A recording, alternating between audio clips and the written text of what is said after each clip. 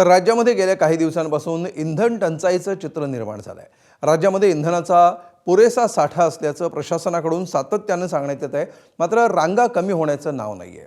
याच पार्श्वभूमीवर जळगावमध्ये जिल्हाधिकारी रोहन घोगे आणि पोलीस अधीक्षक श्रीकांत ढिवरेंनी शहरातल्या पेट्रोल पंपांची संयुक्त पाहणी केली। काही ठिकाणी पोलीस बंदोबस्तामध्ये डिझेलचं वितरण सुरू होतं। पेट्रोल डिझेलचा पुरेसा साठा उपलब्ध असल्याचं प्रशासनानं स्पष्ट केलंय। नागरिकांनी अफवांवर विश्वास ठेवू नये असं आवाहन पोलीस अधीक्षकांनी केलंय। तसंच सुरक्षेच्या दृष्टीनं बाटल्या किंवा कॅनमध्ये पेट्रोल डिझेल देऊ नये असे निर्देश देखील त्यांनी दिले। जिल्ह्याचा जर विचार केला आपण तर सगळीकडे स्टॉक पर्याप्त मात्रेमध्ये आणि येणारही स्टॉक पर्याप्त मात्रेमध्ये आहे। नागरिकांना माझं आव्हान असेल की आपण घाबरून जाऊ नये, पॅनिक होऊ नये, पॅनिक बाईंग करू नये आणि कुठल्याही खुल्या कंटेनर्स मध्ये देखील डिझेल पेट्रोल आपण घेऊन जाऊ नये। ते सेफ नाहीये। अत्यंत कुठली परिस्थिती जर अशी असेल की कुठे गाडी बंद पडलेली असेल तर तिथे सेफ कंटेनर्स आहेत, त्या सेफ कंटेनर्सच्या द्वारेच हा पुरवठा घेण्यात यावा। आपल्याकडे अतिशय एक्सेस स्टॉक आहे, ट्रान्झिटमध्ये देखील आपल्याकडे स्टॉक आहे। त्याच्यामुळे अतिशय नम्र विनंती सगळ्यांना की कोणी स्टॉक करू नये, पॅनिक सिच्युएशन तयार करू नये आणि आपल्याकडे अतिशय नॉर्मल सिच्युएशन आज प्रत्येक पेट्रोल पंपावर आहे। ज्या 10 ठिकाणी डिझेलची कमतरता आहे तिथे देखील ट्रान्झिटमध्ये आहेत आपल्याकडे आणि तो देखील आज स्टॉक आपण संपूर्ण भरणार आहोत। कॅन घरून घरी साठवणूक करू नये। आपण ॲम्पल फॉर्मॅटमध्ये आपल्याकडे पेट्रोल डिझेल अवेलेबल आहे, त्याच्यामुळे या पर्यायाचा कोणीही वापर करू नये। आपण पेट्रोल पंपावरच पेट्रोल आणि डिझेल न्यावे अशी सर्व नागरिकांना एक विनंती आहे। तर वाशिम जिल्ह्यामध्ये सलग 10व्या दिवशी इंधनाचा तुटवडा आहे। एकीकडे जिल्हा प्रशासनाकडून 7.5 लाख लिटर इंधन साठा उपलब्ध आहे, साठेबाजी करू नका असं आवाहन प्रशासनाकडून करण्यात येत आहे। मात्र वाशिम जिल्ह्यामध्ये सलग 10व्या दिवशी पंपावर डिझेल नसल्यामुळे शेतकऱ्यांवर भटकंती करण्याची वेळ आली आहे।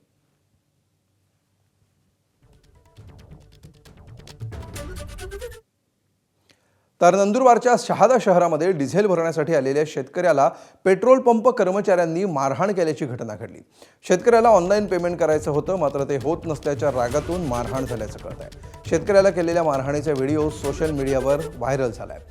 शहाद्यामध्ये इंधन टंचाईमुळे शेतकऱ्यांना इंधन घेण्यासाठी चांगलीच कसरत करावी लागते।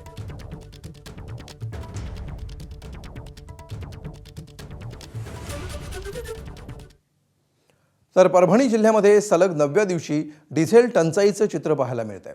जिल्ह्यातल्या अनेक पेट्रोल पंपांवर डिझेल उपलब्ध नसल्यामुळे वाहन चालक, शेतकरी आणि माल वाहतूक व्यावसायिकांना मोठ्या अडचणींचा सामना करावा लागतोय।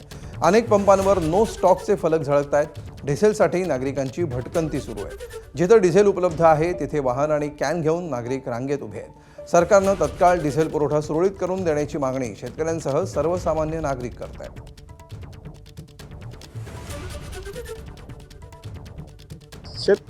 सगळा भारत देश शेतीवर चालतो।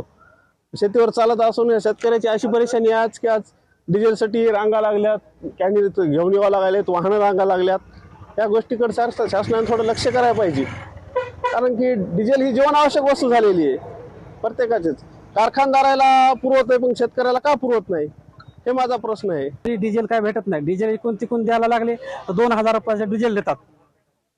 तर आता सगळी शेती ट्रॅक्टरवर आहे आमची, रोटर, नांगर, पेरणी, आणि गव्हर्नमेंट म्हणते डिझेलचा साठा भरपूर आहे, त्याची काही काळजी करू नका। मग एवढ्या रांगा का लागायल्यात? तर आम्हाला आमची विनंती अशी आहे गव्हर्नमेंटला की आम्हाला डिझेल व्यवस्थित भेटायला पाहिजे, रांगेमध्ये उभं राहायची गरज पडू नये आमचं।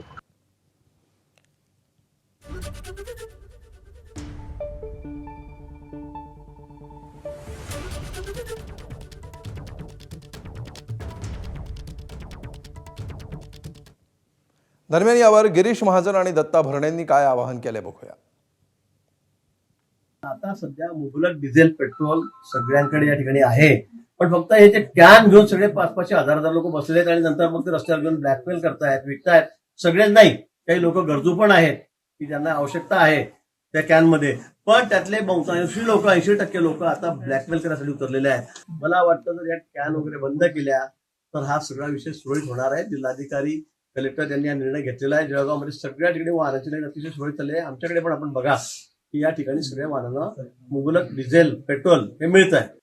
पेट्रोल डिझेलचा साठा या राज्यामध्ये भरपूर प्रमाणामध्ये आहे, त्यामुळे विनाकारण काही गडबड कुठेतरी अफवावरती विश्वास ठेवू नका।